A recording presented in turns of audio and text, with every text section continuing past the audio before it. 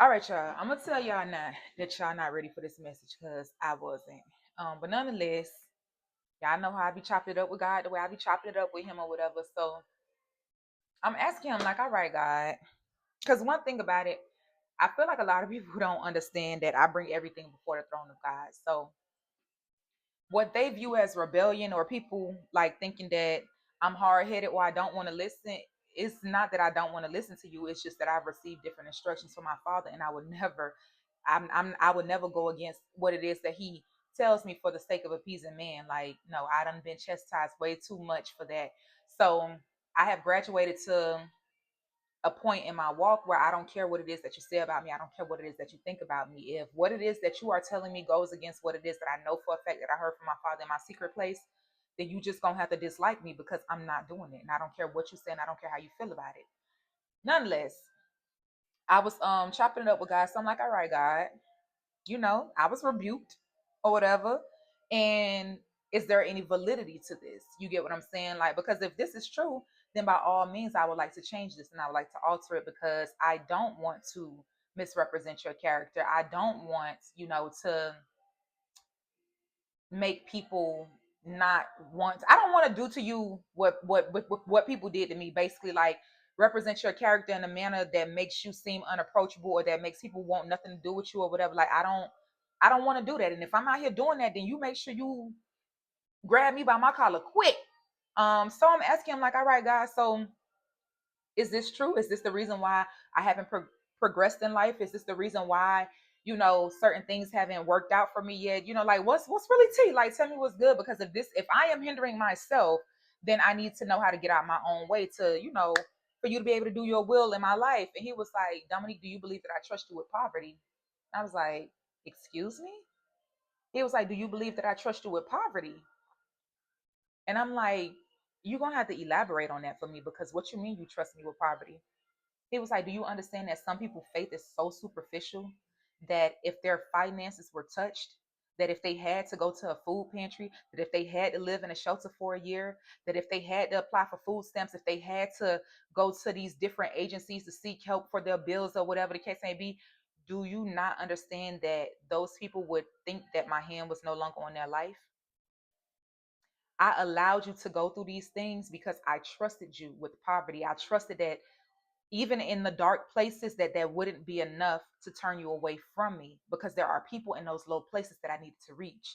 There was somebody in a shelter that I needed you to encounter so that they could see the faith on you in the midst of the storm, that they couldn't understand why you were so happy in a place that is so depressing. And your response to them was, baby, I'm not going to be homeless and miserable. I got to choose a struggle. You get me? Like there was people at that shelter that I needed them to see you in that place, the same place as them for a year, and then out of that place, and then coming back to serve. I needed them to see that. I needed them to see that this is not where their story ends. I needed you to speak to that mother at that food stamp office that was on her last leg, that didn't think that God was hearing her prayers. I needed you to go to that food pantry and still speak with the excitement of God, so that these people know that just because they are in a hard time, that doesn't mean that I've left them. And I trusted you with that assignment because I know my children, and I know that there are certain individuals that if their finances were touched, that if they had to be in these low places, that they would feel like the hand of God was no longer on their life. So do you understand that I trust you with poverty? Do you understand that the depth of our relationship, what we got going on, that I knew that wasn't going to be enough for you to turn your back on me? And that's why I sent you to those places. Do you believe that?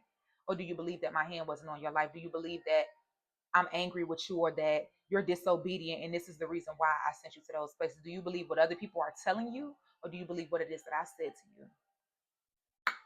you? And you know, I'm gonna always believe what my daddy says.